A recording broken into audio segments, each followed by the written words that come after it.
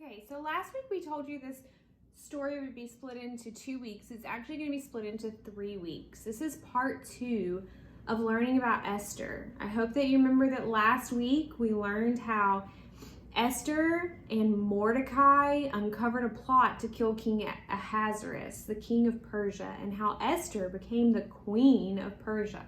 So let's learn about part 2 of this story this week. Soon after the plot to kill King Ahasuerus was uncovered, the king decided to promote a man named Haman to a very powerful position in his empire. Haman was very pleased. He was a descendant of King Agag of the Amalekites, a race that hated the Jews. Haman liked being important. Everywhere he went, he made sure people bowed to him in the same way people bow to worship a god. But one man refused to bow down when Haman paraded by. It was Mordecai. Do you know why Mordecai would not bow? It was because he was a Jew who obeyed the 10 Commandments given to Moses. God had commanded his people not to bow down and worship anyone or anything but him. When proud Haman saw that Mordecai the Jew refused to bow to him, he was very angry. Haman wanted to kill Mordecai, but then he thought, why not kill all the Jews? Haman came up with a wicked plan. He went to the king and said, "Your Majesty, there are some really bad people who live in your kingdom." The king was eager to know more. "All those bad people in your kingdom should be destroyed," said Haman. "I can arrange for this, and I will put a lot of my own money towards it." Man, Haman was not good. The king agreed with Haman and gave him the money and servants to put his evil plan into action. A date was set for the destruction of all the Jewish people living in Persia. A royal proclamation was made in all 127 provinces of Persia. On a certain day, all the Jewish men, women, and children were to be killed. When Mordecai heard about Haman's plans, he was very sad. He put on old, scratchy clothes called sackcloth that were worn by those that were mourning. Mordecai sat outside the gate of the king's palace and talked to the other Jews about Haman and his evil plan. Soon Queen Esther heard about Haman's plan. She was a Jew, but the king did not know this. She sent a servant to Mordecai asking him for advice. Mordecai gave a copy of Haman's plan to her. "What can I do?" she asked. Mordecai told her if Haman had his way, she, her family, and all of her Jewish friends would soon be dead. "But maybe," said Mordecai, "God has allowed you to become queen for a reason." Remember our memory verse from Esther 4:14. It says, "For if you remain silent at this time, relief and deliverance for the Jews will arise from another place, but you and your father's family will perish. And who knows but that you have come to your royal position for such a time as this." So all the Jews fasted and prayed to God for 3 days. Queen Esther decided to speak to the king, but the king had a rule that nobody was allowed to enter his throne room without permission. And Queen Esther did not have permission. If anyone came into the throne room without permission, and the king did not extend his royal scepter to them, they would be executed. And if you don't know what that means, it means they would be killed. So Esther prepared her heart, and she bravely entered the throne room. When the king saw her, he extended his scepter. "What can I do for you?" the king asked. "Ask me anything you like." "I would like to come to a feast," Esther replied, "and I would like to invite you and Haman too." The king liked the request, and so did Haman. In fact, Haman was so delighted, he went home to brag about it to his wife. On the way, he passed Mordecai, who still refused to bow to him, and that made Haman really, really angry. When Haman got home, he boasted to his wife, "The queen herself has invited me to a feast, and the king, and it is just going to be me and the queen and king." Haman's wife was pleased, and she said, "I think you should build a gallows. Tomorrow, you can ask the king for permission to hang Mordecai." And this is where we're going to stop. Is this the end of Mordecai? What's going to happen to the Jews? And what is going to happen when Esther tells the king everything that's going on? Well, you're going to have to wait till next week when we learn part 3 of this story of Esther. Hey y'all, my name is Kendall and I'm here to bring you a new song all about Esther. So if you know the tune to Go Tell It on the Mountain, then go ahead and sing along with me. So the first time I'm going to sing it for you, and the second time I want you guys to jump in with me. Ready? Esther was made queen when King Xerxes ruled the land. Her people were in trouble because of Haman's plan. Go tell it to the king. Esther showed she was very brave. Go tell it to the king. That's how the Jews were saved. Very good. Thank you for listening. So now it's your turn to do it with me. Are you ready? Esther was made queen when King Xerxes ruled the land. Her people were in trouble because of Haman's plan. Go tell it to the king. Esther showed she was very brave. Go tell it to the king. That's how the Jews were saved. Great job, guys! I hope y'all enjoyed your craft last week where you got to make Esther. This week you're going to need some similar things. Tape or glue, construction paper in any color. So I have a lot of different colors here.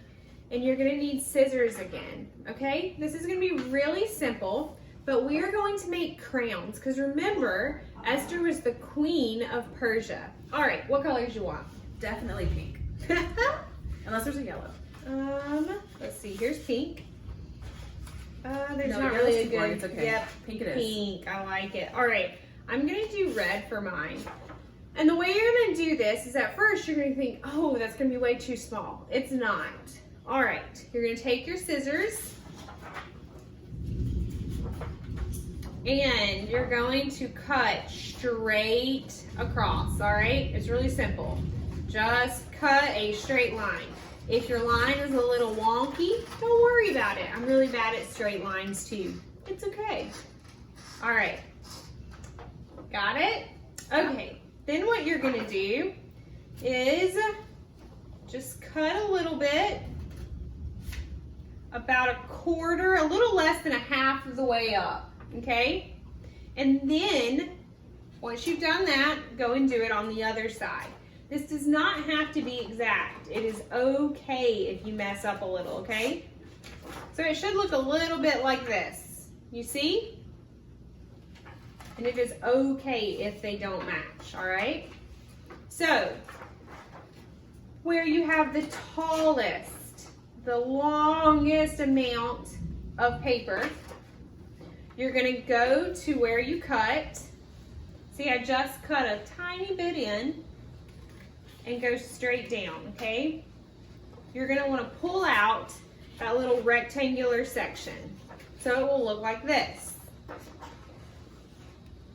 And then you're gonna do the same thing on the other side. If it does not match, it's okay, I promise. Everyone's crown will be a little bit different. Okay, so basically what you have right now is the beginnings of a hat. Y'all see it? Oh, yes. And I know, right? Abe Lincoln right here. Pilgrim. But remember, we're not pilgrims or Abraham Lincoln. We're working on being a king or a queen. So, here's where we're going to do what we did last week. You remember I talked about the triangles that are in the crown. You're doing the same thing that you did with the tinfoil. So, go and cut your triangles. They can be thick. They can be thin. Mine are pretty thin. It's okay. They can be both. They do not have to match. remember, uniqueness is just part of art, and it is a lot of fun. You can have 3 points, you can have 4. It can be all different. All right. And look, you've even got one maybe for a doll at your house. Okay, so if you notice, mine looks very different from Kendall's. Nothing wrong with that, okay? Then this is what you're gonna do. You can use that extra strip, but I'm gonna also show you that you can use different colors. So I'm gonna give Kendall the yellow that she was hoping for. We didn't find it. I know. And I'm going to use blue because I love blue. All right. And what I want you to do is cut a pretty thick strip straight across. And then, look, like I said, I did it wonky. And then you can cut another one, or you can take yours and copy and cut another line so that you have 2. And here's where you're going to need your parents or a friend. Either one is just fine. Okay, you hear my puppy in the background? All right. You're going to take that tape and you are going to tape your extended pieces of paper on each side of your crown, okay? So you're going to do the top, and then you will have to tape the bottom for it to stay. You can also glue it. Whatever you want to do. So here is side 1. And then do the same thing with side 2.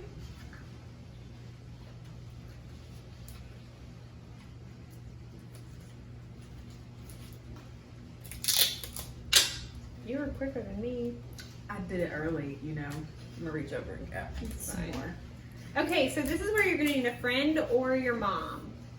But before I show you how to, before I show you how to put it on, I want you to decorate your crown however you would like. Grab some markers, put some jewels up here, maybe your name, anything that you think is fun. You can put king, queen, whatever. So maybe put an emerald up there. I'm gonna draw some flowers. Yeah. To draw a few things that make your crown unique. You can outline your crown. You can, like I said, just draw your name, do anything that makes it yours. It makes it really nice and neat. And like I was saying, you can outline the tips of it. That way it makes it more noticeable. Do some Disney stars. Ooh, I like that. And again, you can put your name. I'm gonna write maybe like Queen Anna. That's what, yes, I like that. I'm gonna make do me Queen feel Anne. a little special.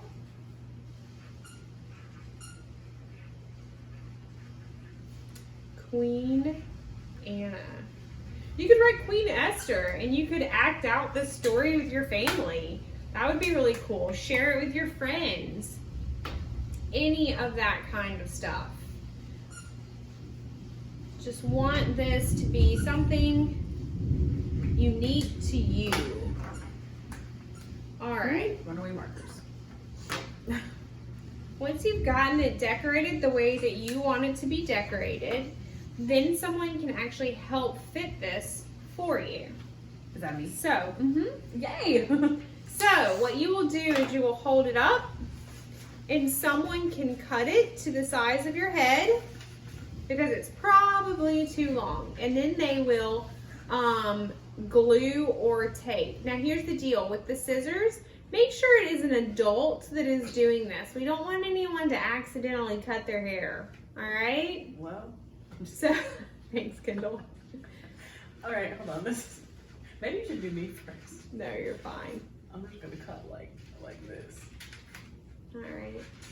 Okay. Okay. And then put some tape there.